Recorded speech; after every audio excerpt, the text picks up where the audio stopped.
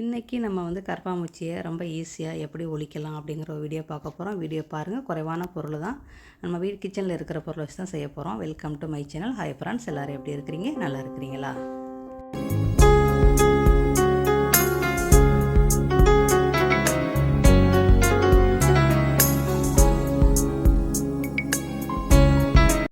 நான் வந்து ஏற்கனவே பட்ரு, மில்க்கு, அதுக்கப்புறம் எண்ணெய் ஊற்றி ஒரு டிப்பு உங்களுக்கு காட்டியிருப்பேன். அந்த டிப்பில் நம்மளுக்கு வந்து ஒரு 10 கிட்டால் 8லேருந்து ஒரு 10 கிட்டால் ஒரு குட்டி குட்டி கரப்பாம்பூச்சியில் வந்து விழுந்திருக்கு. ஆனால் குட்டி கரப்பாம்பூச்சியில் பெரிய கரப்பாம்பூச்சிலே பேபி கரப்பாம்பூச்சி.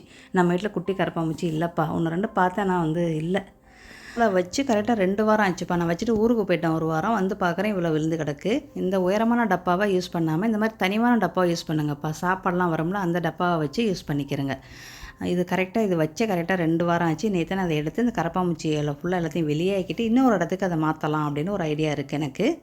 இதில் நம்ம வந்து வெண்ணெய், அப்புறம் எண்ணெய், அப்புறம் வந்து மில்க் மேட் பால்டின்னு அது ஒரு ஸ்பூன் போட்டு எல்லாம் மிக்ஸ் பண்ணி வச்ச பொருள் தான். இது நல்லா குட்டி கரப்பாம்பூச்சிக்கு நல்லா வேலை செய்யுதுப்பா. சின்ன சின்ன கரப்பாம்பூச்சி தாராளமாக வந்து விழுகுது. குட்டி குட்டி கரப்பாம்பூச்சி இருக்கிறவங்க தாராளமாக இந்த டிப்பை யூஸ் பண்ணலாம்ப்பா. ஓகே, ஒரு தடவை ட்ரை பண்ணி பாருங்கள். இப்போ அடுத்த டிப்புள்ள போகலாமா? இப்போ அடுத்த டிப்பு வந்து நம்ம எல்லார் வீட்லேயும் இருக்க வேண்டிய டிப்பு தான் இது. இதுவும் இந்த மரத்தை வந்து விழுகுன்னு சொல்கிறாங்க. இன்றைக்கி தான் நான் ட்ரை பண்ணுறேன், செஞ்சு பார்க்கலாம். தயிர் 1 ஸ்பூன் எடுத்துக்கிறேங்க. சரியா? ஏற்கனவே செஞ்சு பார்த்தேன்.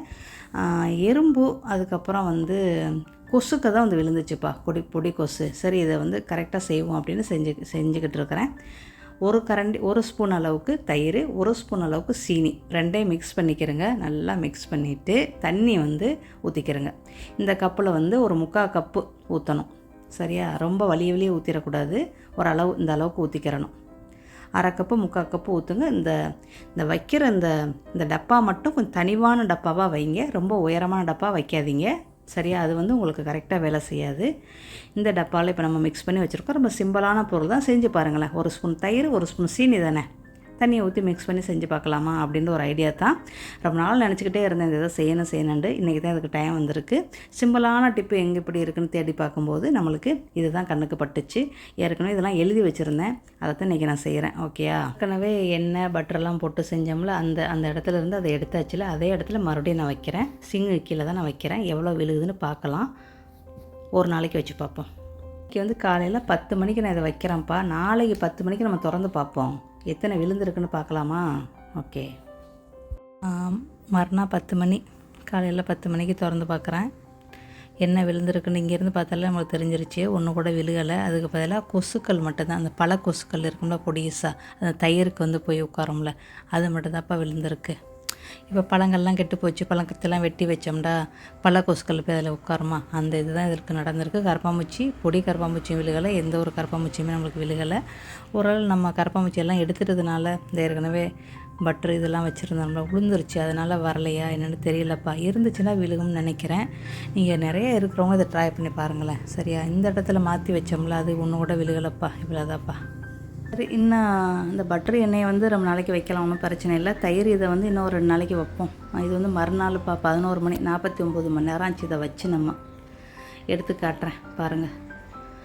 குட்டி குட்டி ஏதோ ஒரு 2 வண்டு விழுந்திருக்கு. பல கொசு நேற்று விழுந்ததோடு அது ஸ்டாப் ஆயிடுச்சு, வேறு வந்து விழுகலை. அந்த வண்டு மட்டும் விழுந்திருக்கு. இன்னும் ஒரு 2 நாளைக்கு வச்சுட்டு தூக்கி ஊற்றிடலாம். சரியா? அப்படி இதுக்கு மேலே விழுந்துச்சுன்னா உங்களுக்கு அடுத்தடுத்த வீடியோவில் காட்டுறேன்ப்பா. இது வந்து கரப்பாம்பூச்சிகள், குட்டி கரப்பாம்பூச்சிகள் உங்களுக்கு நிறையா நடமாட்டது உங்களுக்கு தெரிஞ்சிச்சுன்னா நீங்கள் வந்து இந்த டிப்பை ஃபாலோ பண்ணலாம். உங்களுக்கு இல்லை அப்படின்னா இது வேஸ்ட்டு தான் நம்மளுக்கு. ஓகேயா? என்ன பூச்சின்னு தெரில. இப்போ ஏதோ 2 வண்டு மாதிரி ஏதோ விழுந்திருக்கு. ஆனால் என்ன வண்டுன்னு எனக்கு கணிக்க முடியலை. அது வந்து கரப்பாம்பூச்சி மாதிரி தெரியலை. கரப்பாம்பூச்சிக்கு நிறையா இதுகள், இந்த ஒரு 2 பீஸ் இருக்கும், அதெல்லாம் இல்லை. ஏதோ ஒரு வண்டு விழுந்திருக்கு. சரி, இப்போ மறுபடியும் இந்த சைடு வைக்கலாம். முதல்ல வந்து வலது கை மூளை வச்சேன். இப்போ இடது கை மூளை அந்த நடுவுக்கு அப்படி வைக்கிறேன். நம்ம வந்து பண்டாரம் எல்லாம் வச்சுருக்கிறோம், கடுகு வச்சுருக்கிறோம்.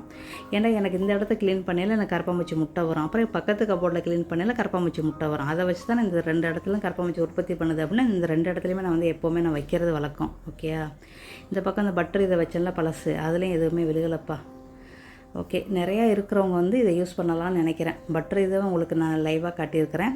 இதையும் உங்களுக்கு லைவாக தான் காட்டியிருக்கிறேன். இதுலேயுமே மறைப்பு ஒழிப்பு எதுவுமே கிடையாது. இப்படி க்ளீனாக உள்ளது நம்மளுக்கு அப்படி ஆயிருக்கு, அவ்வளோதான். ஃபஸ்ட்டு டே அன்றைக்கி நம்மளுக்கு வந்து பழக்கொசு விழுந்துச்சு. மறுநாளைக்கு 2 ஏதோ ஒரு வண்டு விழுந்துரு. கரப்பாம்பூச்சி நம்மளுக்கு விழுகலை. குட்டி கரப்பாம்பூச்சி உங்கள் வீட்டில் அதிகமாக நடமாடிச்சு அப்படின்னா உங்களுக்கு தெரிஞ்சிச்சுன்னா இந்த டிப்பை ஃபாலோ பண்ணி செஞ்சு பார்த்துட்டு கண்டிப்பாக நீங்கள் ஃபீட்பேக்கை கமெண்ட் பண்ணுங்கள். நீங்கள் எந்த நாட்டிலேருந்து பார்க்குறீங்கன்னு முடிஞ்சால் கமெண்ட் பண்ணுங்கள். ரெஸ்டாரண்ட் வச்சுருக்கவங்களுக்குலாம் குட்டி குட்டி கரப்பாம்பூச்சியில் வரும், அவங்களாம் அந்த டிப்புகளை ஃபாலோ பண்ணலாம். ஓகேப்பா, நெக்ஸ்ட் வேலை சந்திக்கலாமா? By, see you.